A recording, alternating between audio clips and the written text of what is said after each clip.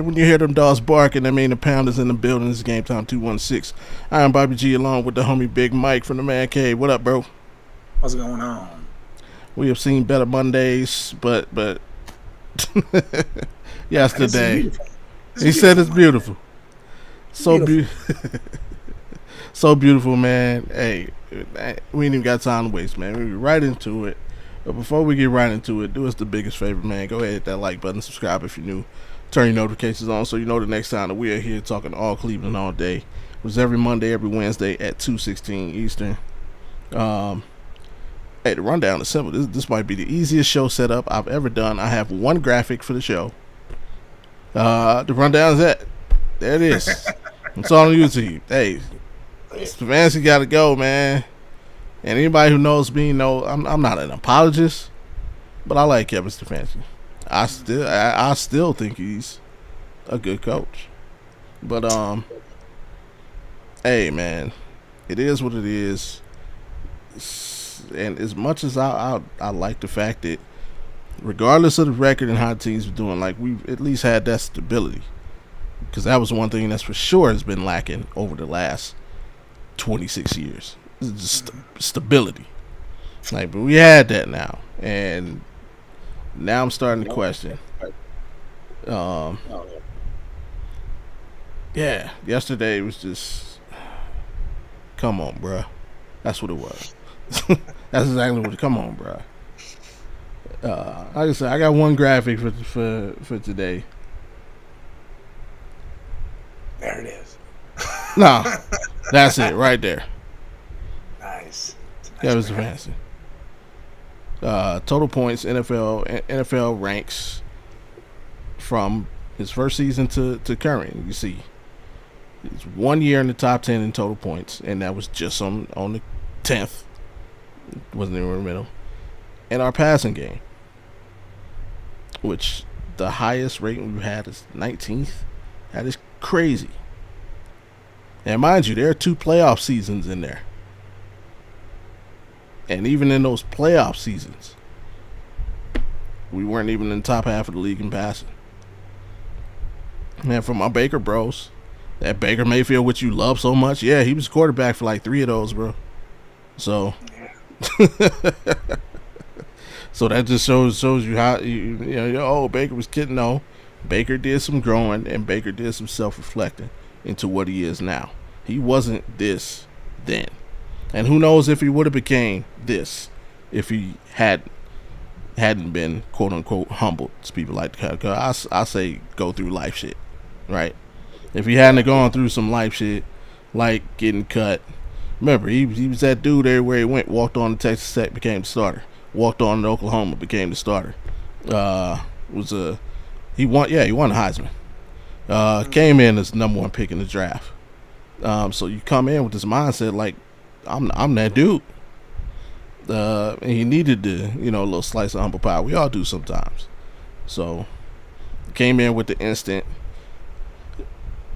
I don't blame him so much for the progressive stuff, because everybody was on, he's shooting on the progressive. But what people don't understand, Progressive Insurance headquarters is in Cleveland, Ohio. So that's that's like a local deal. Granted, it's a national brand, but the deal was more like local because they're right here. It's an Ohio company. So I think that was a little bit overblown.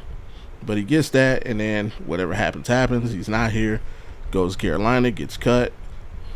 Picked up by LA. Wasn't picked up. They let him go. Didn't want to sit behind Stafford. Whatever. He did some growing and self-reflecting and all that. Found out who he was. So that's the Baker they got. They don't have 2020, 2021, 2022 Baker Mayfield. the Cleveland Browns. Stubborn, bullheaded. Wanted to do shit his way. He was a puppy back then. Right. Now he's a full-grown, mature dog. But the one thing that is the same is Kevin Stefanski. Mind you, not only 2 playoff appearances, there's 2 Coach of the Years in there. And, bro, I can't let it ride no more, man. Can't let it ride anymore. There was only one thing that happened yesterday's game, and as soon as it happened, I didn't even see it. I heard about it. Uh-oh. As soon as I heard it, that this thing happened, I don't even know when in the game it happened. Someone should have walked down to the sidelines and walked him straight out the door. The minute it happened. Because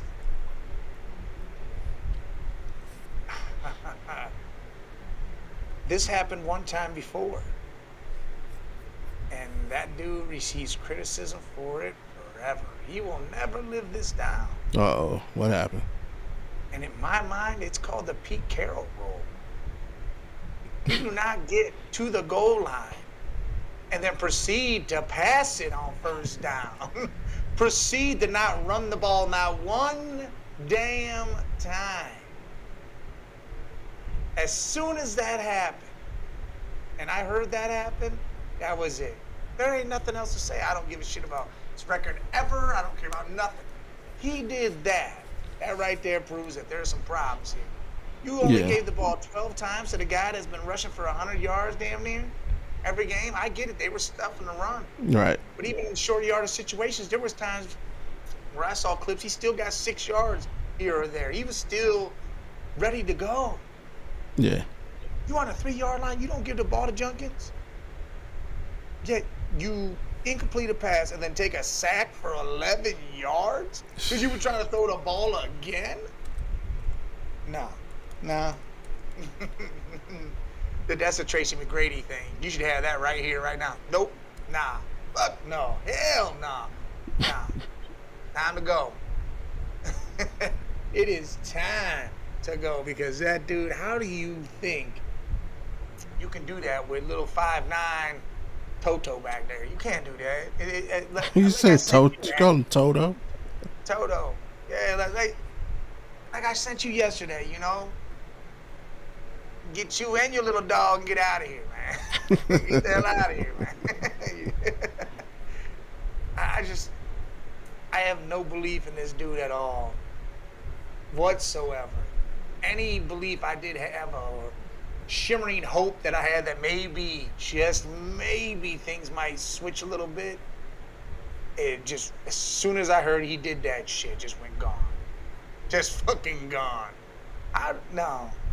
You are a struggling team to score, and you yet try to get Dylan a touchdown maybe to amp up his, what? What are you trying to do there? Why throw the damn ball? I don't get it.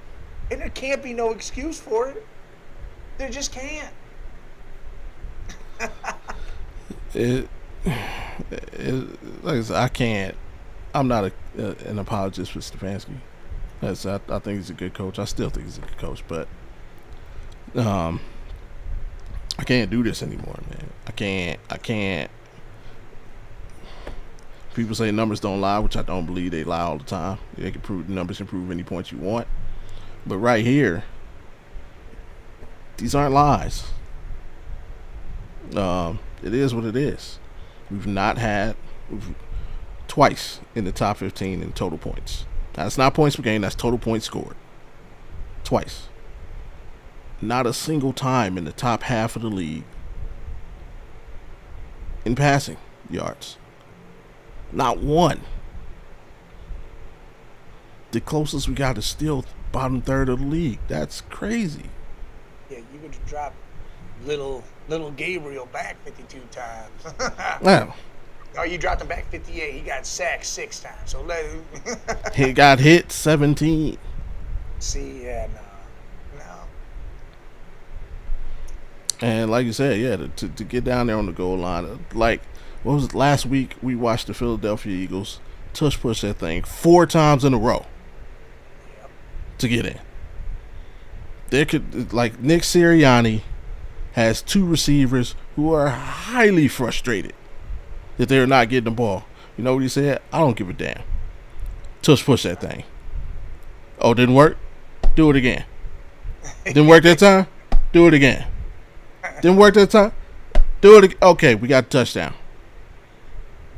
Again, with 2 receivers who are highly pissed off they're not getting the ball. I don't care. I'm trying to get in the end zone here. And you got a little guy that could sneak through a hole. He could have touched push right between someone's damn legs. No one even on it. He's like a mouse right there. Woo. I'll give you Matt Eberflus a pack of gum and bubble wrap. Oh, God, Eberflus. That last name, man, it sounds like it's from Harry Potter. But yeah, I'm done. So I mean, Tommy Reese, we upgraded him to OC because apparently he would have been next in the line with some head coaching offers. I think it's time not to turn the team over to him, and if you're gonna let Stefanski finish out the season, to try and earn his stripes back, at a minimum, we got to take the play calling. Got to give up the play calling, man. Yep. At a minimum. Give up the play calling. Put your door in. He done still, like, what is that going to do, though? I don't care what it does. It gives us a guy that can see over the line at least. That's what I want. I want a guy that can see the open man running across the field. There he is running. But here's the thing, even when he sees him, they ain't catching the ball. Or they ain't looking to get hit in the helmet. At least Isaiah Bond. It's the receiver's fault then. It's all on the receiver then. Every single bit of it will be on the receiver's not. Hey, there's someone wide open, and Dylan looks like he's staring right at him, but he can't throw the ball over the guy in front of him. That's the problem. I want to know, what was Isaiah Bond looking at? Maybe he didn't know he was supposed to turn his head. I have no clue about It's that. It's a drag. It's a quick route. As soon as you turn, you look. Your eyes are on the QB. As soon as you make your cut. All right, Isaiah should have turned his head, but here's the deal: that ball shouldn't have hit him in the head. Because even if he did turn his head, he still might not have caught that damn thing. Because it was still misthrown. Nah, if he's looking, he adjusts. It only hit him in the head because he's just running blind. He would have to be like that. I don't know, man. He should have threw that bitch ahead of him. Well, if he throws it ahead, it would have been picked off because he wasn't looking. Well, good. Should have threw it ahead of him. Picked it off. Got out the game real quick then. He was trying to save his ass on that one. Put it right on Isaiah Bond's brow. Yeah, and that was a touchdown. That was a touchdown. Oh my God, Judy, just what are we doing, man? Dude. Penalties, drives. Jumping for the ball when you don't have to, like, bro, you trying to raise your Madden rating or something? Yeah, he trying to do something because he figured he ain't gonna do shit else. He said, "I got a Smurf back there throwing me the ball. I better make it look incredible." Ain't gonna have many opportunities at this. The O-line, oh my God. Oh, yeah, that thing's in shambles. Yeah. Conklin, I can't even blame Conklin for anything. Like, Conklin is who I thought he was before we signed him originally. Like, he was injury prone in Tennessee. He's injury prone. Like, that is what it is. But, and I even give the tackle situation, I give it a slight pass though, because obviously the guys who we thought would be starters from the beginning of the season aren't there.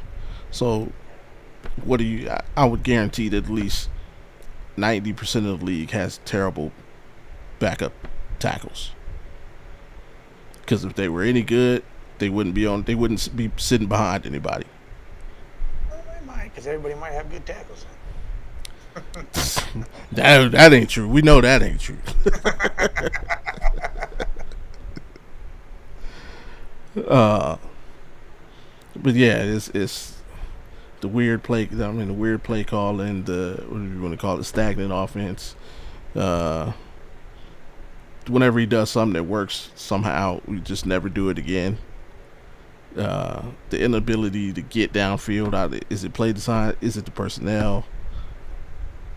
Like, it's too many unanswered questions to keep Stefanski, again, at a minimum, calling plays. I don't know, man. You know when you first started playing Madden or Joe Montana football when you were young, Hey. and you found a play that continuously worked, so that's all you did was run that same damn play. Mm-hmm. I feel like we need to do that. Just run the same fucking thing. And you know what? Mine used to be a fake punt. Like when I first played Joe Montana 96, fake punt. Fake it and just throw it. Dude, it was a touchdown every fucking time. There was no one stopping this shit. Never happening. So I don't know what's going to happen. He's got to give up play calling. And again, Tommy Reese might want Shador in for himself because he might look at this little guy like, oh, man, you a tough little scrapper, but no. He said no. We got to have somebody that can see over the line. We got to have a more accurate passer. I don't know. I feel like, all right, cool. In college, he was very accurate, but again, in college, not every single lineman is 6'7". Right. You know, so he's got spots where he's like, all right, I can't see over that dude, but right there between the tackles is a guard, and I can see you over here. Or the center is a little guy too. I don't know. How do you not run the ball more than 12 times? Well, with Junkins at least. Yeah. Yeah, Ford got some carries in there. And you started throwing the ball to Sampson. It's brought him into the game a little bit. Then you stopped that too. That flamed out. Like, what? Harold Fannin had, 80-something yards. All right, good job, Fannin. He had a huge drop as well, though. He had a huge drop too, yeah. Yeah. It's always, dude, it's weird.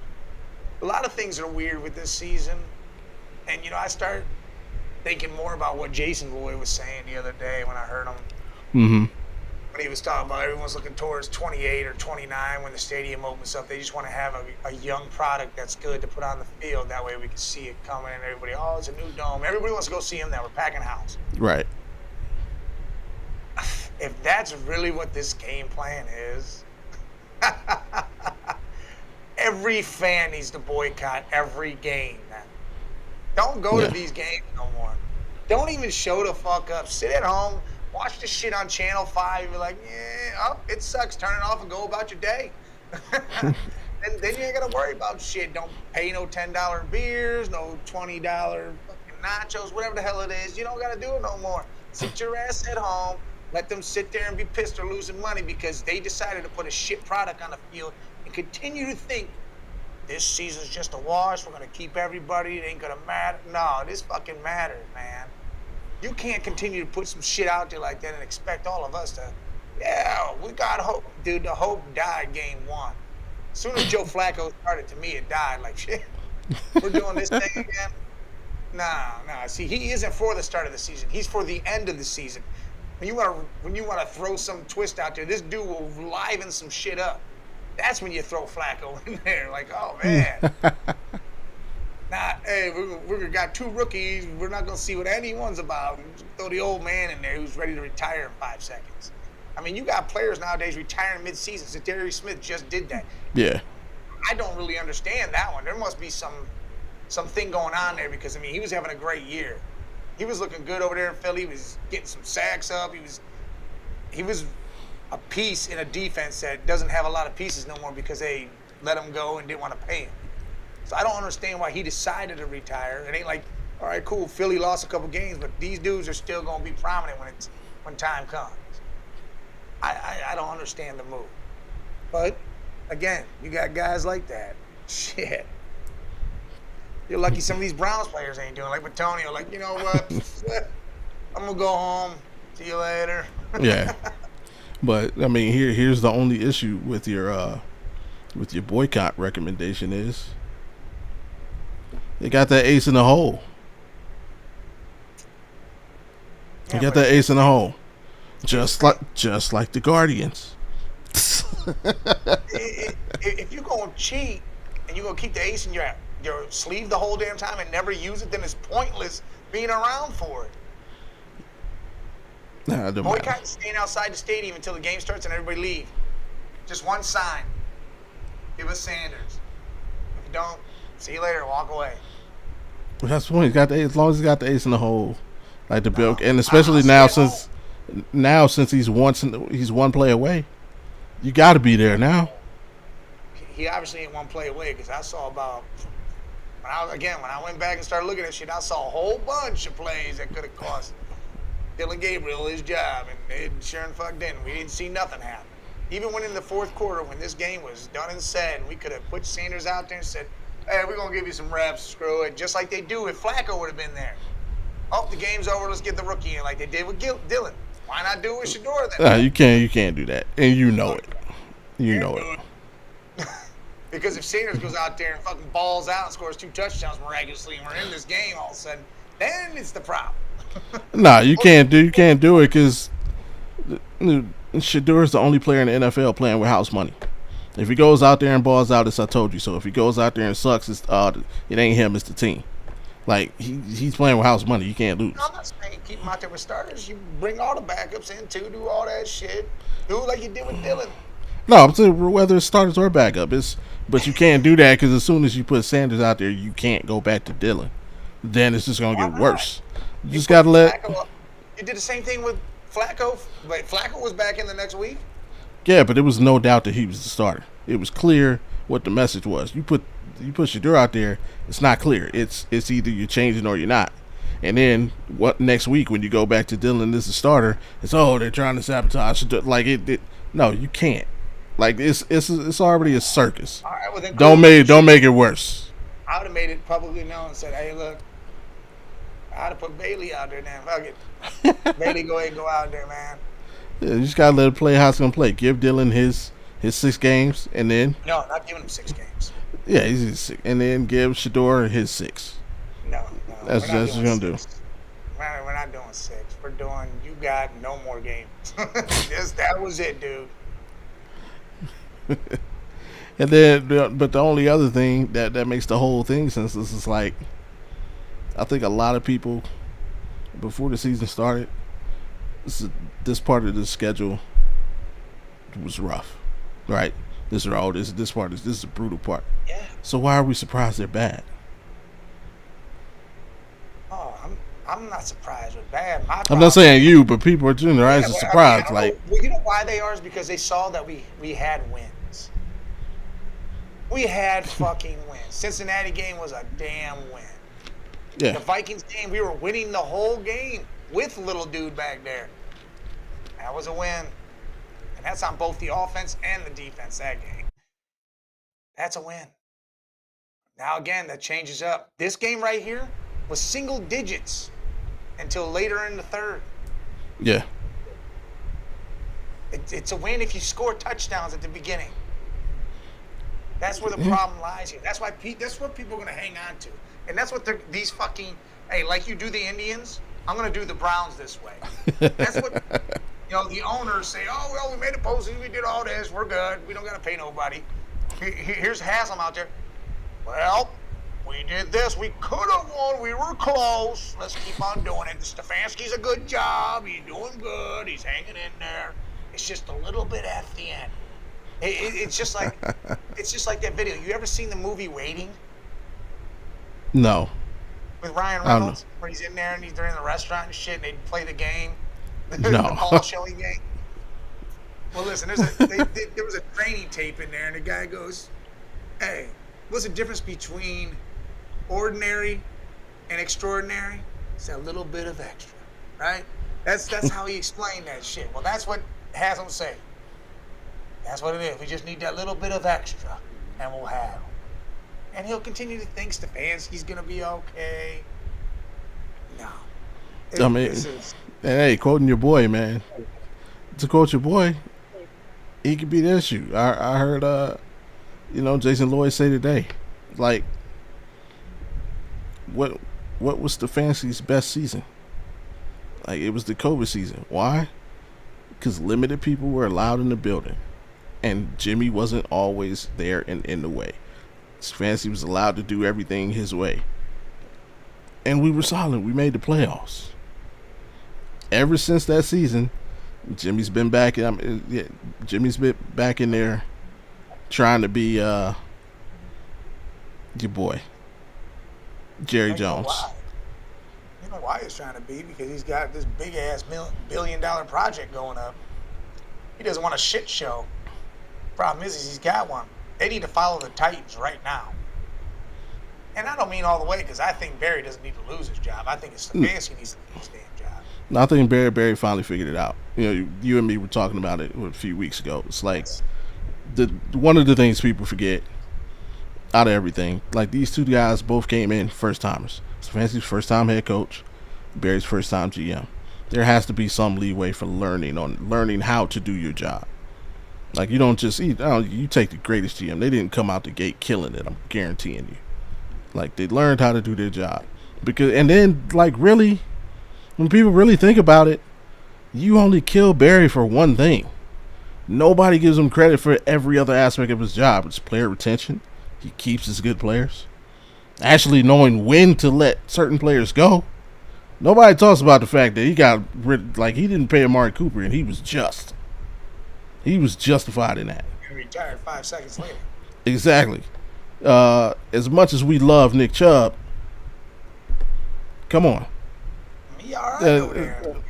I mean, he ain't right. He ain't. You wouldn't play him over Junkins right now, or Sampson for that matter. So you know what I'm saying, like, and his ability to actually, for you always say, hey, he's great at managing that cap and making the money right as much as he can with the cash.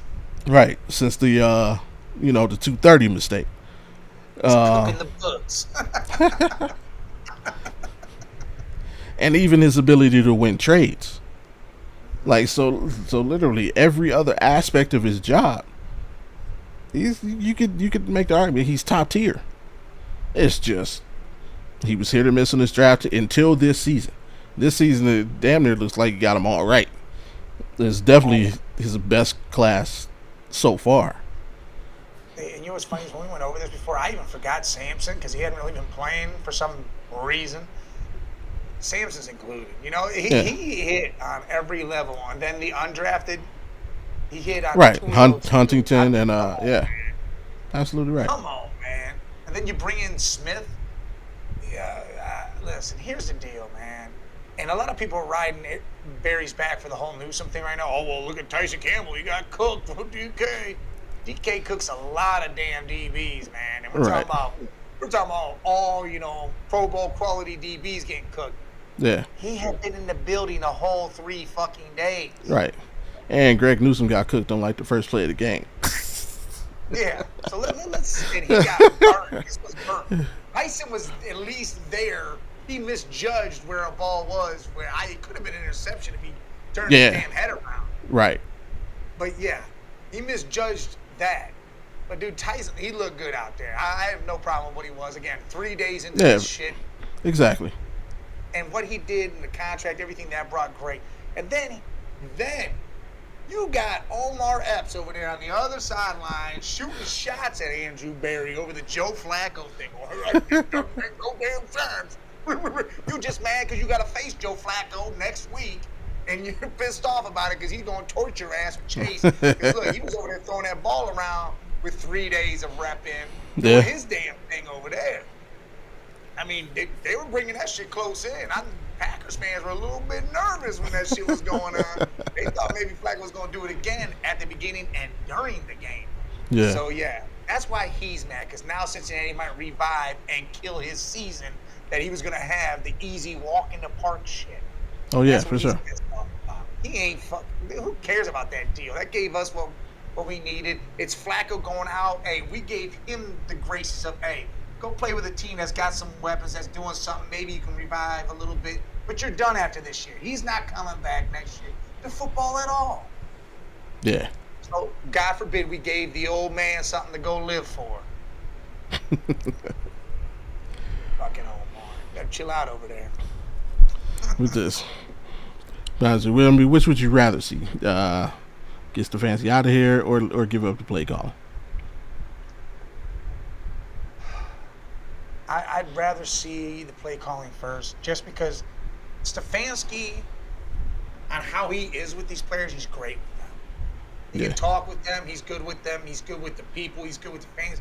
He's a good dude when it comes to everything else, but this play calling, it seems like when he's not calling plays, he seems to be doing everything right. Like, he look good. He ain't worrying about that. He ain't so stressed out. He can pay attention to everything else going on, and doesn't have to just fixate on just one. Gotta call this right play. Double right, oh, that's a defensive play. Shit.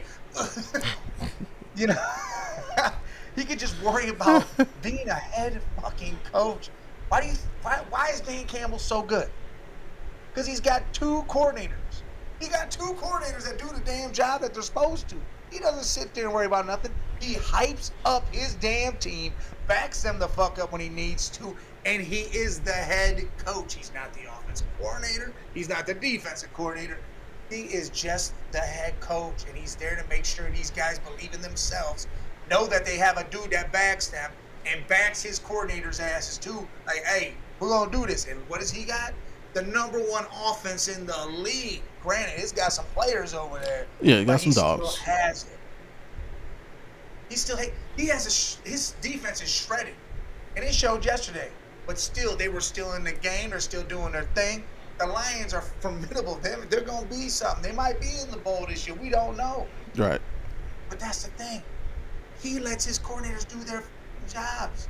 Let the coordinators do their damn jobs. If you're going to call the plays, why you need an offensive coordinator then? Screw it. Fire him. Save the money. Put that in to get another player. What's the point of having? I'm with you on that, man. Like, yeah, if you're going to do that, what's the point? I guess because somebody got to run the offensive meeting while you're at least meeting with the defense. Well, yeah. Well, why do you mean? Schwartz can handle it. You don't even got to go into a defensive room. Let Schwartz just do his thing. Take your ass and go be the head. Go sit in your damn office. Speaking of, was Myles Garrett taking the shot at Jim Schwartz, or was he taking a shot just at the offense? When they asked him about, somebody asked him about the Steelers. Yeah, the Steelers pass rushers basically being able to tee off because they had a 2-score lead, and he said it must be nice. That's a shot straight at the offense. That had nothing to do with Schwartz. I don't think that has anything to do with Schwartz because he knows he can't do as much as he needs to if they're sitting here, playing this way. They can't play reckless and crazy if they got to worry about protecting. They're not supposed to protect shit. Their defensive linemen are supposed to kill it all. Yeah. Not, man, we got to prevent defense. Got to do that. We can't go after nobody. That's what I'm saying. Like, if Schwartz can't call the plays he needs to call because the offense ain't doing shit, and they're not calling the plays they should be calling. Yeah. That's the whole point. This is affecting the whole team, and the defense is the star here. They will continue to be the star no matter what. But it could be a big-ass supernova type of star if the offense can score a damn ball. Yeah. Oh, I mean, on the good side, we got a lot of winnable games coming up. Starting next week at home with the Dolphins. I don't want to ever say winnable game again. I'm gonna take a look. I'm gonna listen. I was listening to Lima and Carmen earlier, right? As I was driving, I put them on the YouTube. And I was listening. Anthony Lima went on Barry too about, he saw this offensive line, blah blah. He should go too. Like, man, hold on. So the one thing that he didn't turn over, the offensive line, which was actually 2 years ago the best in the damn league, and you're over here saying, he should have known. No, nobody knew everybody was going to get hurt all the fucking time all of a sudden. Right, and guys get old. This shit on Barry. I mean, he even drafted backups, and those backups just didn't pan out, some of them. I mean, we got the center here. Put them the hell in, see what happens. I don't know. Yeah. But Carmen goes, as soon as it goes 3-0, we're down 3-0, he's like, I feel like we're lost. It almost feels like it's 100 points. Like we can't even overcome a 3-point deficit. In a sense, it's almost that way. Like you feel that shit. Like you're like, man, well, they scored, we're fucked. we don't do that. So Hurry up, offense. Let's go.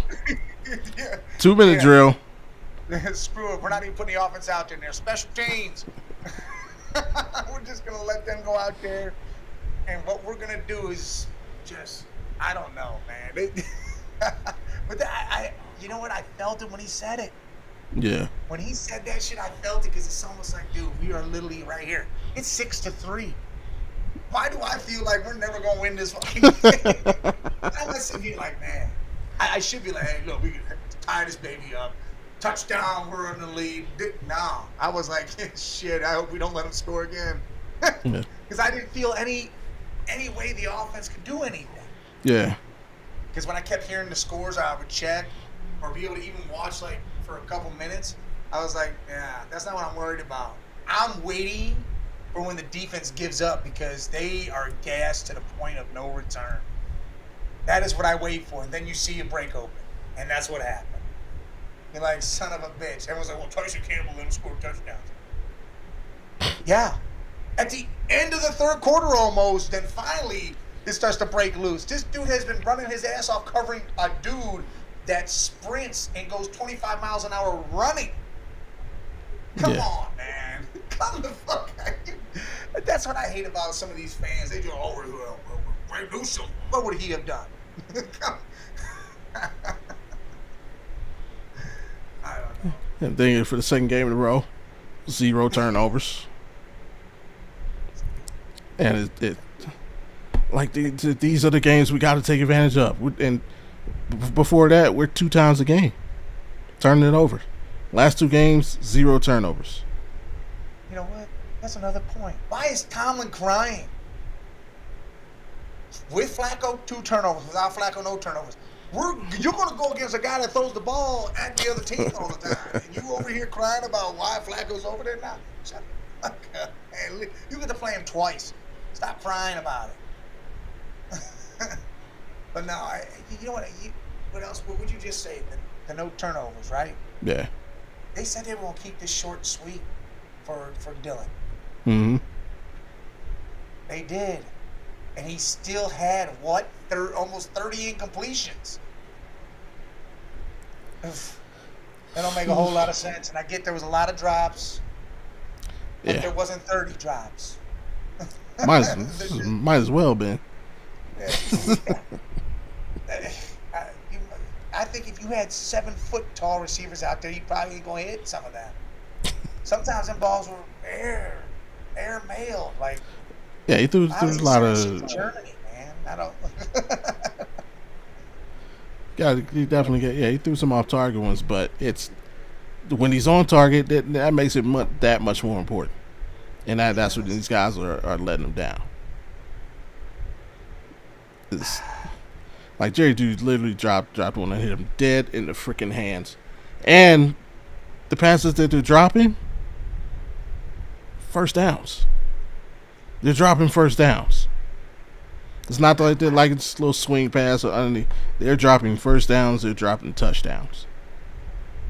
Like we talked about last week, I think Judy's in his head that he has to do something to make himself stand out because he might want to get the fuck off this team and he needs to have somebody come and try to ask him. So he's thinking ahead of what to do. I don't know why. He's just like, or maybe he's putting it all on his shoulders like, I have to catch this ball, but then I got to go 20 yards because if I don't, we're never going to get that. Like he's thinking he has to do it all, so he thinks ahead instead of worrying about the catch and actually catching the damn ball. He's thinking about the turn and run. Shit, he better not be trying to get up out of here. Hey, we ain't nobody else gonna pay him. We paid him. He don't care. I think it might not be about money no more. Hey, give me somewhere where I could actually play and then win and then I'll get paid again, maybe. I don't think he will. He ain't getting paid again. I don't know. I heard we were linked to maybe getting Marvin Harrison from the Cardinals. How crazy is that? I heard that shit. I was like, what? I would think we would have a better chance of getting either AJ or Devontae Smith than Marvin Harrison. I would That love that price tag, yeah, that price tag is too heavy. He's a current first round pick, baby. give him a first rounder for it. No, I wouldn't. Not right now. Not with what I could get in the draft. It's almost I like I like Carson. he's in the car salesman range. Carson. Yeah, here's what I mean by that. Like most car dealerships, when they hire new employees, they would rather hire somebody with no experience so they can teach you all the tricks of the trade themselves. They don't want your old bad habits. So it's like right now, for what I've seen from Marvin Harrison, I'd rather just draft my own receiver. But is that because he's got a midget throwing on the ball too, or? I mean, no, because He's dropped some passes too, though. I mean, but yeah, Larry Fitz didn't have issues. Hop didn't have issues. Like it wasn't. So I can't blame Kyler. Kyler will put the ball out there. Kyler's a good passer. He's Yeah. a hybrid passer. Yeah, no, it's just Marvin. You just gotta, hey, get adjusted to the NFL, baby. Yeah. Yeah. Man, and then Schefter putting out that we're gonna trade everybody that's old on our fucking team. That shit blew my mind. Yep, we're gonna get rid of the whole offensive line and Joku's out here. Everybody's fucking gone. Oh yeah, but I believe that's true. I mean, I think all of their contracts are up. I think Conklin's up, Teller's up, who's Batonio's up. And most people believe he's gonna retire He anyway. retired. Cool, trade Conklin. I don't know what the hell you're gonna get for him, but if you want to trade him, trade him. Find a way to keep Pochich. He's solid. Yeah, keep him. And Teller, I like Teller, but again, if you can get something for Teller, then get something. Yeah, But he's. what you got Zinter to replace him, or well, Zinter might go on from Antonio. I don't know. Yeah, we definitely have to rebuild the line over the next couple seasons. And I mean, if there was something that they're waiting on, everybody likes to speculate what they're doing. If there was something I could guarantee you, they're probably they're waiting for that Deshaun money to come off the books, man. Like that is hindering a lot of things that we could do, or we could or can't do. There's another point made by Jason Lloyd. It's like you look at what the Colts are doing. And why could they do that? Because they had $14 million to give Daniel Jones as an experiment. We didn't have the money to take a chance on one of these other guys. We had to settle for Kenny Pickett, who's going to come at a low ball price. Joe Flacco, who's going to come at a low ball price. Like, we couldn't take the chance on a Daniel Jones or Sam Darnold or Geno or, somebody else because we just didn't have the money. So I think we're just biding time until that Deshaun money comes off the books, and then we can have some breathing room. Because especially that's literally the only thing that has me excited about this team moving forward. With kind of seeing, okay, now Andrew Berry has drafting figured out. Now give him some money to get some free agents to come in.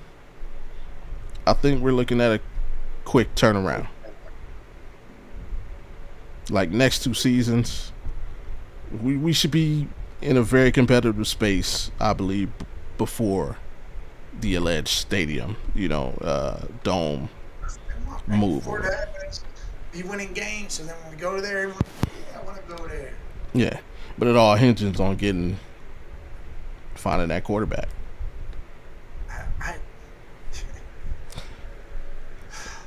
I know the Shadorians say we already got him. It's not even Shadorian saying that. We can't tell if we got him or not because we're not gonna put him out there. We will. Last 6 games are gonna be all his to do what he want. No players are gonna be playing at full capacity because they already know the season's over. Fuck this, fuck that. Yeah, that's what put him out there. That's just like when we put him in the Rams game with fucking guys that were getting cut 5 seconds after the game was over. Yep, go ahead and go out there. Let's see what you got. Oh, nothing? Yeah, because you ain't got nobody out there with you. But the Rams ain't had nobody out there either. The Rams didn't cut their whole defensive line the 5 seconds later, though. They didn't do that. How do we know? Because they're still on the team. He wasn't playing with nobody who made that roster on the other side. Maybe like 1 or 2 guys. don't know. I think it's That's easier to be a guy that's getting cut on the defensive side than the offensive line. that's just the Shadurian in you. That's all. No, it's He, not. he was playing with the same I level don't even comp. think they did to Dylan. Like, damn, dude, he just fucking made that little guy get squashed like a bug. Like, I'm pissed. Like, imagine 6'5" Shador had a problem throwing the ball against that. Imagine what Dylan would have had. Can't see over the line This right is now. Shadur Sanders is not 6'5". I don't know what he is. He's not 5'9". He's 6'2", No, well, allegedly. he's bigger than 5'9". Yeah, he just got to adjust. That's all. Remember, Baker used to have that same issue.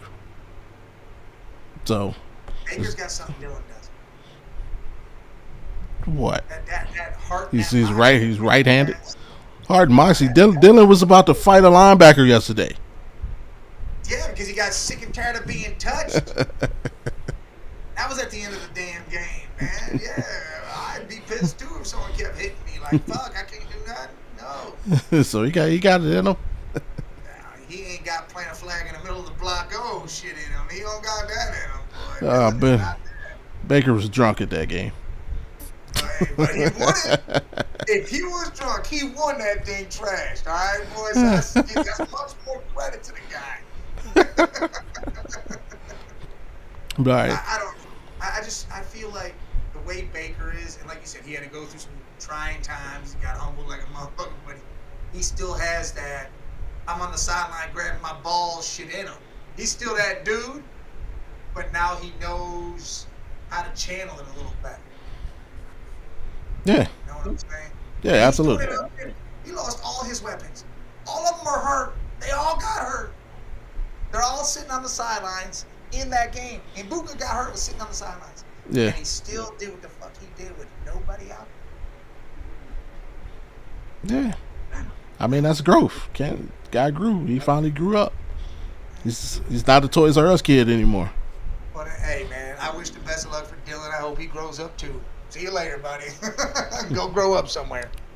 All right. So I know how you feel about Shador, but is there a QB who could potentially be in the draft catching your eye, or you have your eye on? I'm not a fan of any of these quarterbacks. And the reason why I'm not is because a lot of them are. I almost feel like they're one-hit wonders. A lot of these quarterbacks. Okay. Like Mendoza, if I'm saying his name correct, from Indiana. From Indiana. Yeah. That dude was nothing until all of a sudden he was something this year. Like he didn't. He That's had fair. shitty years. These weren't even good years. These were shit years. That's And fair. then now he has a good year. But I think that has to do with coaching and scheme. So all right, well he's not going to be in the same shit if he comes to the NFL. So what's going to happen? You know what I'm saying? Like, does that change him? Dante Moore. Everybody's so high on this kid. It's crazy. He just lost to the guy Mendoza in Indiana, who has no 5-stars over there, no top tier talent over there. But yeah, we're gonna say that's the guy. We're gonna bring him on over, and he's gonna face a 7-star. Every damn player on the field is a 7-star. I don't. Again, I'm not. I mean, Beck. Carson Oh Beck. no, he ain't it. No. Yeah, no. The dude's fucking. He looks like a sloth from fucking what's that movie? Ice Age. My eyes are way out there. He got the blonde hair. Somehow he's doing great there. He did all right at Georgia. He's doing great down in the U. Great. I think he is the perennial college quarterback. I don't think he's more. I think Drew Lar getting hurt saved his career. She think it saved him. Yeah, his team was going down the shitter either way. And to be honest, I don't know if they were giving him the tools. I mean, he had whatever, but I feel like I don't know what was going on there. Something happened and changed from the year before. Yeah. When you have the entire same team almost, and how are you not winning every game? It made no damn sense. Him getting hurt for the season and it's going to force him to come back. I mean, he's gonna be able to. What do you mean? He's gonna be. Well, I guess he still has. Does he still? Yeah, he still has a red shirt, so I guess he can. He get a medical maybe red he shirt. transfers out of there and gets a change of scenery and goes to play somewhere else. Maybe that's what happens with him. I hope not. I say come out anyway, dude. Why waste it? It depends on the coach that comes there. Oh, you say come out and go get drafted? Yeah. Like that injury ain't gonna. He might not get drafted, maybe where he would have, but it ain't gonna stop him from getting drafted. I like Drew a lot. I like his mechanics, I like the way he is, Yeah. the toughness he has. I like him. I like his upside. I mean, I think he has the most upside. Who else can you say? I don't know. Guy I'm starting to like the more I watch him play, honestly, is Todd Simpson. Jesus Christ. I'm telling you, watch him, man. Watch him. His mechanics are solid. His footwork solid. Um, he goes through progressions. Watch him play. Just watch him and focus on him. He can play. I can't do Alabama quarterbacks. I just can't. And honestly, that's one thing I like about him over other guys. Like you say, Mendoza, or you saying he came out of the blue? Yeah, because he came from Cat. Yeah, a lot of them came out of the blue, but that's the one thing I like about it. He didn't go anywhere. He stayed there and learned and waited his time, and he's getting his opportunity, and he's taking advantage of it. I like that he didn't try and hop all over the place. He stayed and learned the game from one coaching steward. I mean, obviously you had to change from Saban to do it, but he stayed where he was and learned, and bided his time. So he might not have the game experience, but he's got the experience he's been in the same system. And that shit matters. You look at these guys who are hopping from. Why not? I mean, these guys and I hate, but Joe Burrow. We all know Joe Burrow left Ohio State because he couldn't beat out C.J. Stroud for the job. Yeah. And people forget his first year at LSU was trash. And then he came out the second year. Obviously did what he did, but Ty Simpson, I think Ty Simpson could be in the wherever you would have Justin Herbert. He could be a Justin Herbert level QB to me. Throwing 5,000 yards his rookie. I ain't saying statistics, but I mean, whatever you thought about Justin Herbert, his first couple years before this season, kind of looked like he was having a breakout. Whatever you thought about him, I think Ty Simpson can be at least that. Man, that's high praise from that dude. I think he can be better than Kirk Cousins. I was almost saying I think he can be better than Kirk Cousins. I think his floor is literally better than Kirk Cousins. That's all right. I don't want Kirk Cousins. No, but I'm saying that's his floor. His floor, I think, is still better than what Kirk Cousins is. Yeah. He could be Justin. I don't see him being a Burrow. I don't see him being a Mahomes or a Josh Allen. I see him being Justin Herbert ceiling. And if you want to go, I guess his median, where's that put you? Maybe. Sam Darnold's worse than Kirk Cousins. Maybe Dak. Dak is the middle. Hold on. If Sam Darnold does something with these Seahawks and takes them deep in this playoff, I'll tell you right. Now, the last 2 years of Sam Darnold, that's better than Kirk Cousins. He's got to finish this one off, though. Right now, he's only got one. Yeah, he's got to finish this one off. If he finishes this one off. But I say what? Still, the median would be Dak. Yeah, listen, Dak's a great regular season quarterback. I love Dak. Fantasy football quarterback all the way. He's going to throw 5 million yards, give you 50 touchdowns, and then as soon as that postseason hits, I don't know how to do this anymore. Or maybe Goff. I don't know where you put Goff. Well, right now, Goff's having a hell of a year. Last couple years been pretty good for Goff, but yeah, I mean, Goff's a great quarterback. He's not that standout star. He's just right. Hey, I'm gonna throw this ball. I know how to do this and that. Yeah. He can do what you ask him to do. That's what I think Ty Simpson can be. But that's what they're saying Dylan Gabriel is. He'll do what you ask him to do. Obviously, he ain't doing shit. Yeah, but I mean, everybody knew the one limitation that he has is it's severe, for lack of a better term. Left handed Like, against you. That's yeah, I mean, short quarterbacks, like, you have to be special to, like, you gotta, you know, you gotta be right and handed against short quarterback. Notice that's what it takes. yeah. So it's like, yeah, and really, like, we both, if Dylan Gabriel was 6'3", Amazing. different dude, Yeah. but he ain't. Can't be tight. So, yeah.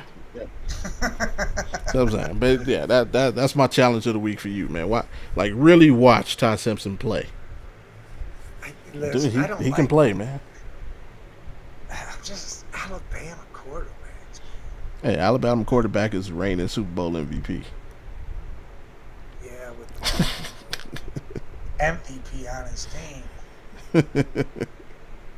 Listen, they only let that dude throw the ball in the Super Bowl. Any other damn day, they don't let him throw the fucking ball. So I don't know. But he did it. Jalen Hurts is still iffy as a quarterback to me. Is he just a guy that he's actually a running back / receiver, but can throw the ball a little bit? I don't know. I got no problem with Jalen, but still, I feel like he took a mixture of Bama and Oklahoma and wrapped it all up into one. Well, here's one. I'll give you another one. Ty Simpson is like Matt Ryan with mobility. Get the fuck out of here. I don't know about that one. Matt Yeah. Ryan? Yeah, with mobility, except he can move. But he always Maybe squares his shoulders. I'm gonna look up Ty Simpson fucking highlights after this fucking shit or something and see what the hell's going on. Because I don't ever look at anybody from Alabama except for like defensive players and wideouts. Like that's all Alabama. They got offensive tackles and shit too, but I don't even look at the quarterback. We've seen quarterbacks that have won national championships from them, and guess what they did? Came to the league and they were out of it almost the same year. Whoop. Not the last three. Now they're all broadcasting. Who's the last three? Mac Jones, Tua, and Jalen Hurts. Okay, so you got a perennial backup of Mac Jones. He killing it right now. Yeah, he doing his thing. Again, change of scenery helps. Change of scenery helps. Yeah, and then you got Tua and Jalen Hurts. No, I don't. Tua's on his deathbed. I don't know why he's still playing. He made a Pro Bowl. Under perfect circumstances, he made a Pro Bowl. You know, everybody's made a Pro Bowl. Come on, man. Geno Smith made a damn Pro Bowl. Let's not do the Pro Bowl thing. Because if that's the case, man, there's some guys that Kevin Stefanski's coach of the year twice. All right, so what are we doing? Hey, he coached his butt off them 2 years too. Oh, you got one of those. All right, I give to him. The other one that might not have been his. That probably was just for the fuck up. Because I don't know, man. But and who else? I haven't watched too much of the kid from Oklahoma. It was Mateer. I haven't watched him play a whole game yet. Nussmeier, I'm not a fan of Nussmeier. Obviously Beck, and I'm a Hurricane fan for those who don't know. So yeah, Beck ain't it. They're saying that dude from Texas Tech. What's his name? I don't know. Dante. Is it Dante something too? I keep hearing about the guy from it was Arizona State. David. I don't know. He's got a weird name too. How about we just don't draft a quarterback? How about that? That depends on the rest of the talent. The rest of the talent in college football has to make it not worth drafting a quarterback. But listen, there's about 7 linemen out there I'll draft before a quarterback if that's the case. I'm not. I can tell you right now, there's plenty of wide receivers, and obviously we might need them all. That I would draft before quarterbacks. I'm with not drafting a quarterback if you are not in position to get the guy you want. If we are in position to get the guy that you want, take him. Because that just shows me, okay, this is the guy you want. Like, how about we just draft an offensive tackle, draft a wide receiver with the first 2 first rounds, those first round picks. We need a sure-handed dude. There's plenty of great wide receivers out there right now. Like some nice ones too. yeah. Boston from Washington. The kid from Arizona State, I think his name's Tyson. I don't know what else. Carnell Tate's out there. You Okay. got some guys out there that are dogs. The dude from the U that's showing the hell up big time in the last couple games. You Yeah. got some dogs out there. I'm taking one of those wide receivers. I'm taking either Fat Bosno from Utah, that tackle from Utah. Mm-hmm. That dude's just playing people on their ass. I'm taking him, and then taking one of them wide receivers, and then I'm taking another tackle in the second round. I'm taking a guard in the third. I don't need to take another. We just took 2 quarterbacks this draft, and we don't want to figure out what the fuck's going on with them. We're figuring out what's going on with Dylan now. They're gonna get 6 games each. As much as you want Shador to get 10 and Dylan only have 3. No, I feel like it should be a mix. Hey, let's give fucking Shador some games where players are actually going to play their ass off instead of when we're number 1 pick in the fucking draft because we only won 1 game. I don't want that shit. Because if it's down to that, you know players give up. You know how this works. They're going to give the fuck up and not really care to play their hardest. They're not. It's just not going to happen. So you give them the last 6 games and we're already, what? Where does that put us? Fucking 1-11? And you're like, Wherever we are, we could like unless Dylan goes out and wins the next was it the next 3? I'm not having high hopes. He could. Or if he just starts getting on the road, then of course not. But if he's just playing like he's been playing, that's your evaluation. We're going to be in the game until the end of the third and then lose. That's what's going to happen. Dude, you got high praise for Tua. He about to go against us. Would you? I'm talking what he did. I'm talking in a pro. Yeah, that for McDaniel's first year, you got to give the man credit. He played ball. Granted, like I said, he had the perfect situation because he had Cheetah, he had Waddle, they had Mostert in the backfield. Like they had a squad. I don't know. I would like to see Shador earlier than later because I want to see him when players actually want to play, not when Batonio's already said, "Nah, I'm retired, I'm done," and he pretty much just, I got an injury, I think I'm out for the season, and goes and sits down somewhere. You know, or we traded away the whole offensive line, or I would like to see before that. Before Miles says, "Hey, I'm paid either way. You know what? Sorry, my elbow hurts. I'm gonna go chill for the rest of the season." See, that's the thing. Like you. Hold on. What were you telling me a couple of weeks ago when I'm talking about the, right now. Yeah, and I'm like, you can't play. You were telling me there's never going to be a perfect circumstance. So now you're looking for that perfect circumstance. No, I'm looking for a circumstance where the shitty play we're getting now is going to get a lot worse then. Worse than what it is now.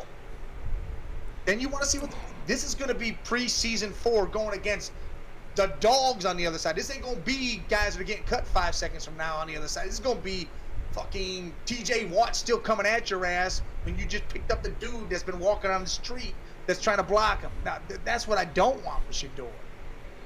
If it was that case, then yeah, then I don't put him in that. Not, hey, we still got some guys that are wanting to play still the beginning of the season. These guys still have hope. Yeah, but you're only looking at one game like that. This is the last 6. San Francisco at home, Tennessee at home, Chicago. You got Buffalo, Pittsburgh at home, and the Bengals. Yeah, that is not murderer's row. Games. No, you got to split. You got to split. Talking about how Mac Jones fucking been lighting it up. He has. Bring his ass over here and tear us a new one. Yeah, but historically, San Francisco does not play good on the East Coast. Yeah. Proven fact, we beat them with PJ freaking Walker. We did our thing. You're right. We did. Tennessee. Really? Tennessee. No, Tennessee gave all the way up. And they still could beat us. That's the problem. They could still win this game because the Bears. Listen, the Bears, that's a good team. They just got fingernails back there, and I don't believe in him as a quarterback. I don't like Caleb Williams as a quarterback. Okay, so that, like I say, Buffalo is the one. Yeah, you're not, unless they have everything wrapped up. You're not gonna. Then you got Pittsburgh at home. We've literally split. We split the season series with them the last 4 years, and it's been home and home. They better sit Aaron Rodgers down, DK. Everybody better be sitting down because the playoffs are there. Because otherwise, that's a loss again. And then last game, the Joe Flacco Bowl. Flacco's torching our asses. But they don't have. But again, they don't have a defense. So that's really time for your boy to shine. They didn't have a defense when Flacco played them, and there was no shining of swords going on. So no, I don't. But Shador's better than Flacco, right? Right. Yes. Okay, so perhaps you know what? So we're gonna get 2 games this season. Great. I'll give you 3 because Tennessee. Yeah, that's a fucking. Tennessee, come on, Tennessee at home. You better win that. If you lose that game, fire the whole staff. Especially if we don't score 20 in that game. We're not gonna score 20. We ain't scoring 20 ever. Not one of these games. He said ever. Our defense better score 20. It ain't gonna be the fucking offense. Just because you said that. Lose for 60-yard runs every damn time. We ain't doing it. Just because you said that, they're gonna put up 20 next week. Watch. I hope to God they do, and I hope what I just said is correct because we get down in the goal. First and goal, guess what we do? Throw the ball. No, we don't run. No, this is a no-run zone. Yeah, dude, that hurts. That Kevin Stefanski literally Pete Carroll this shit out of that. No damn sense, man. None. All right.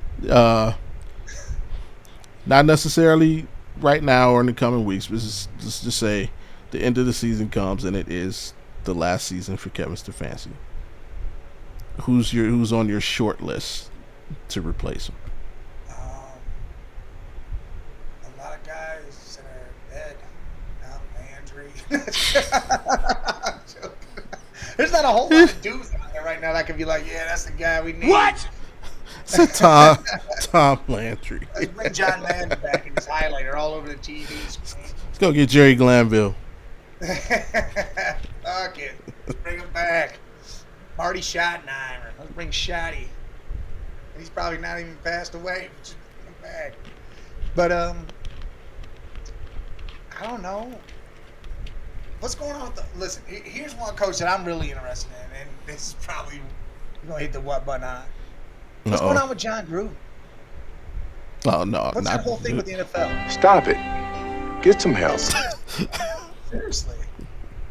What's going on with that situation? I would take the shot at John. If we took a shot on some guy that was the QB coach and went to OC, then the following year we made him the head coach, and now we fucking strung out with him for all these shitty seasons, great. Why can't we give a shot to a guy that's proven to win and done it?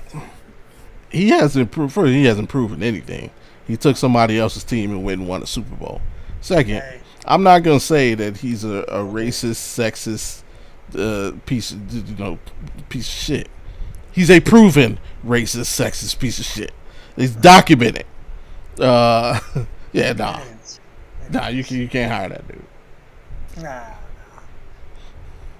And you know what? Sign Stefanski for 10 more years. Let's just ride this train until it fucking ends and they move the Browns out of fucking Cleveland again. Because as far as I'm concerned, there's not a guy out there. Because I could say, hey, North Carolina and that Bill Belichick thing, that's trash. Maybe Bill wants to fucking try to see if he can do the thing that nobody can do, but what he was doing before the team moved. The last time the team was relevant in any case was when Bill was coaching. But if Bill came back, I wouldn't mind that. But guess what? It ain't gonna fucking happen. That wouldn't happen because Bill wants to be the GM. And Haslam ain't letting that happen. So it ain't gonna happen. I wouldn't mind Brian Flores. Yeah, everybody's saying that name. I don't want it. I wanted him before. I got a defensive coordinator. I don't need a defensive-minded head coach. Why? But we've been going offense for so long. I don't want an offensive mind. I want a head coach. I don't want nobody that fucking worries about anything but his goddamn job. Motivate the players. Make sure the right guys are doing their fucking job. That's it. Don't worry about the offense. Don't worry about the defense. Shit, worry about the kicker. Don't worry about fucking none of this other shit. That's what pisses me off about a head coach's job. Your job is to be the head coach. Another dude I wouldn't mind is isn't his name Freeman from Marcus Freeman. from Notre Dame. Marcus Freeman. Yeah, I wouldn't mind him. To me, he kind of seems like a modern day Mike Tomlin. Like he's straightforward dude. Average. Hey, I mean, dude's a champion. You can't be that average. Yeah, he was a champion when he had a quarterback that fucking was just a dog. Yeah. Somehow we were able to pick a quarterback out of Youngstown State and bring him in here, and he turns out to be what Ben Roethlisberger was. Great, but it takes fucking dude. Tomlin got lucky with that shit. And he could say something I don't think any other coach in the history of NFL, because I've never had a losing season. Never. Yeah, you're right. Your defense has saved you numerous years because your offense was trash a lot of them. And he's a defensive head coach. Yeah. So was that like that's a win-win? Hey, if we want mediocrity here, if we want to go 9-8 every fucking year, let's do it.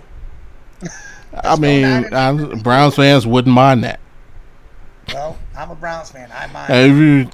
If you do that with a Super Bowl, how long has he been coached? 15 years. If you could do that every 15 years, you wouldn't take it. If you were guaranteed, years. Yeah, every 15 years, but and then in between, you're never gonna have a losing season. So Dude, sign me up. No back-to-backs. No. If I win a Super Bowl, then I don't see another one until I'm 60, and then after that, I'll be dead. So I don't see it. No, I'm cool. How about I want to be irrelevant, not irrelevant for 14 out of the 15 years. I don't want to do that. But they're not irrelevant. They're in it every year. They're no, okay. To me, the Steelers are always that team that you're like, hey, man, they're tough. That is all they are. They are tough. They were never scared of nobody. They were just a tough team. Once they hit the playoffs, they get a win. You had a team that just knew how to tear apart the bully. Oh, you're a bully? I know what to do with bullies, and that's what they did. They should have had numerous Super Bowls, I feel like. They should have. They were just on the wrong side of the triangle. You had the triangle going on, and he's been coaching for 19. So 19 years. Never lost and a championship.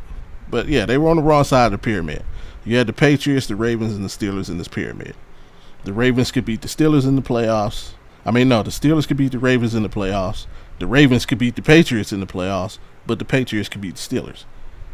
They should have been, if they were on the Raven side of the pyramid, he'd have more than one.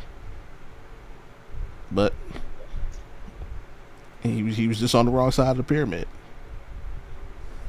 Hey, Browns are on the wrong side of the pyramid too. We ain't even on the pyramid. we still play though. We ain't even in the pyramid. I don't know. I mean, Marcus Freeman could be a good coach. I feel like I don't think he leaves college. Right dollar amount. I don't know. Why would you want to? You don't got to deal with all this stupid shit up here in the NFL. You can stay down there and pay players to come, leave schools and get stars from every other school you want. Build a goddamn Madden team. You don't even got to go. You build the team you want. That's the goal, man. Everybody has to have success on the NFL level. See, this is what you know what Jay says this a lot. And here's a coach. Here's a guy I would like. Who's that? Eric Bieniemy. I wouldn't mind giving him a shot. Yeah, he deserves a shot. He's already been a head coach. Yeah, for sure. But you know what? You know what Jay says? Well, if you're good at doing it, why would you want to change it? You can make millions doing what you're good at. Why you want to risk it and go be a head coach and suck at it? Because so many coordinators do that. I said because it's about moving up and doing something. Yeah, everybody wants to reach the pinnacle of their profession. Like exactly, and that's who I would like Eric Bieniemy. Yeah, I wouldn't mind that at all. Hell, where is he now? Dude, he went back to college. He's an OC for. No, he wasn't at the Redskins still, is he? No. Nah, I'm telling you, he's a college OC. Where's he at? USC? Eric B. Let's see. Running backs coach for the Bears. See? That's like crazy. He's on that shit squad over there. crazy. He went down. You see this shit? This dude was. Oh yeah, that's what it was. Yeah, he left. He left DC to be the offensive coordinator at UCLA. There you go, UCLA. Yeah, I knew it was over there. but now he's with the Bears, running backs coach. Listen, I'll tell you right now. They need to go get him out of there. Bring him in, let him be the head coach. Because you know what he's going to do? He's going to keep Schwartz. Probably. I think he's that dude that goes, that's not my game. That's not the part that I know. And that's a Belichick move. Where Belichick was defense, but the offense, he's like, that's you, Josh. Yeah. You do your thing. I'm going to be right here and do mine. See, when it comes to defense, I think it's easier to be a head coach and be defensive minded than it is offense. And you know what I'm saying? Yeah. Because offense, you're calling plays and you can fuck shit up. Defense, you're calling plays, but it's not the same as calling an offensive play. It's different.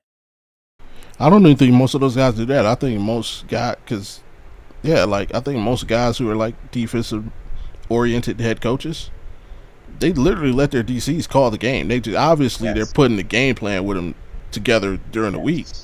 But yeah, like you don't see Mike Tom. I mean, and it's not like they have the camera on him the whole game. But you don't. He does. I don't think he does it. He doesn't do that. Yeah, I mean, he may come in a while and say, "Hey, we need to dial up a blitz, right?" Or dial up something. He may call for something specific. But yeah, he's not calling the whole game. Yeah, I'm not. He is managing it though. You know, a lot of people say floors, and I guess that wouldn't be an issue, but we saw him already do this once. Yeah, but and we found out that was some bullshit. It was some bullshit. You're right, it is. Now, would he want to risk that and come to some more bullshit? That's the question. I mean, like you said, I guess the dollar amount would matter. And I really like Schwartz as our DC. I really do. And I hope whoever comes in keeps it. It depends. I'm not gonna say it. I wouldn't be mad keeping Schwartz. I wouldn't be mad letting him go either. The only bright spot on this team is that's where I'm at.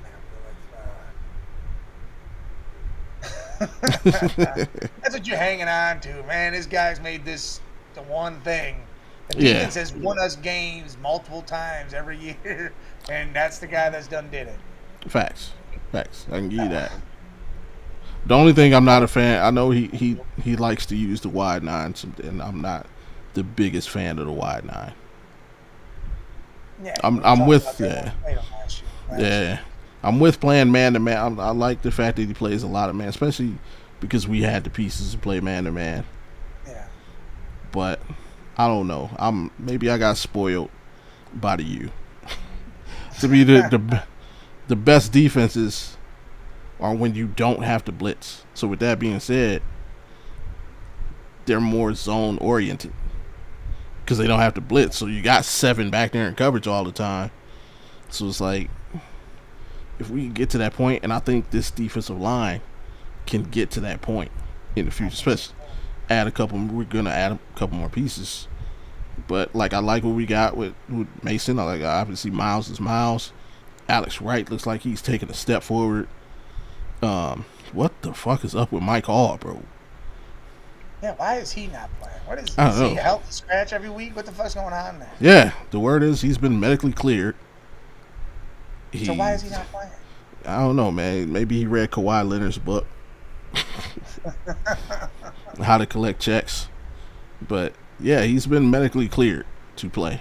He just hasn't played. So maybe he just doesn't have. I can't even remember what he did, why he was hurt. I thought it was a pec. Wasn't it a pec thing? I don't know. Maybe he doesn't have confidence in the injury. I don't know. You know, sometimes you kind of scared to play him. You know, like when you twist your ankle, you kind of hesitant to do certain things. Yeah. I don't know, but dude, bro, you better get on the field, man, because you mess around with the guys on this line, you're gonna lose your spot.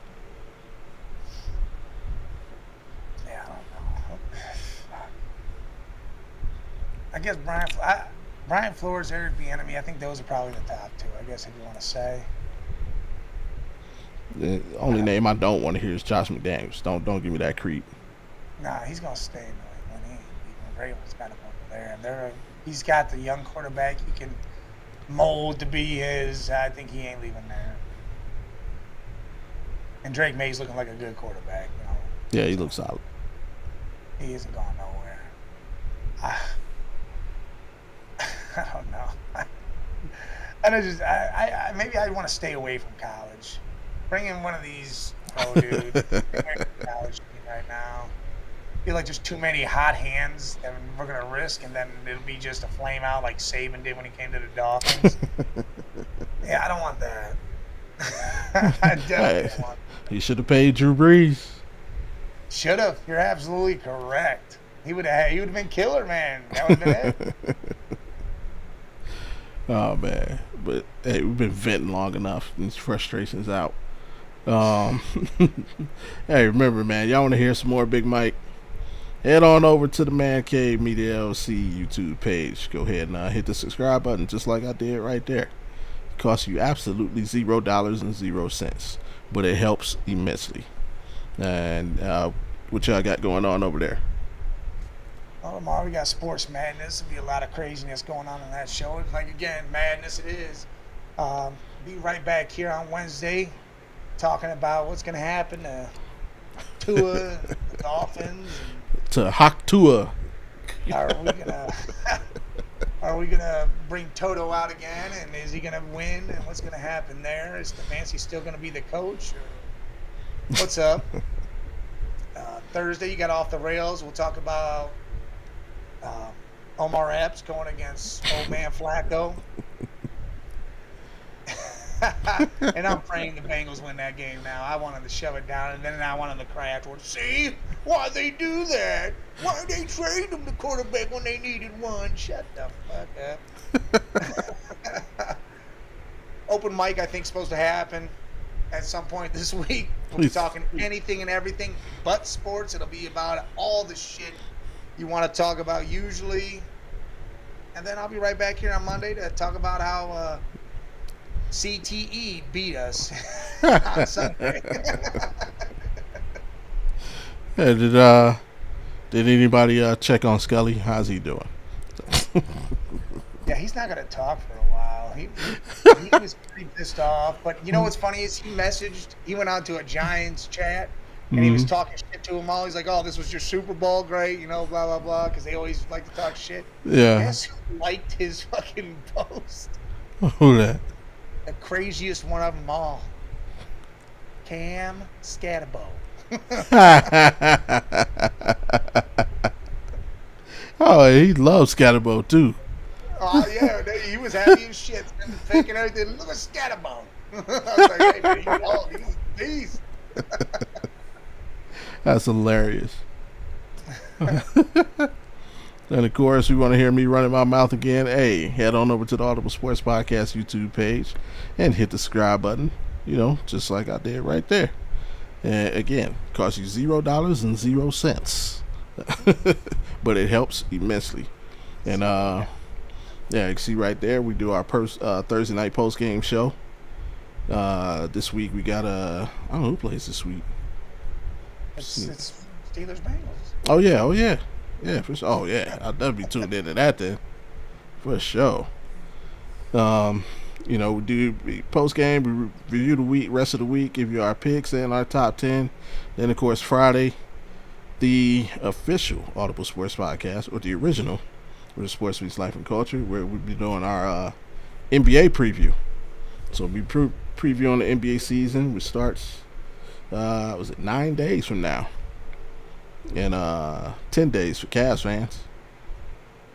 In the Garden. Yeah. In the Garden. Yep, and we're gonna talk about what happened in the other Garden last night. Even though nobody played, I don't even think they took the plane. I didn't even see him I didn't see Spider or Donovan Donovan or Evan on the bench or nothing. No, they weren't even there. I turned it on. I was like, hell yeah! Looked, it was like there's nobody. Yeah, like they stayed back in Cleveland, so Straight disrespected Boston. Said, "Yeah, we'll let the young guys go out there." yeah, and it looked like it because they got beat by 30.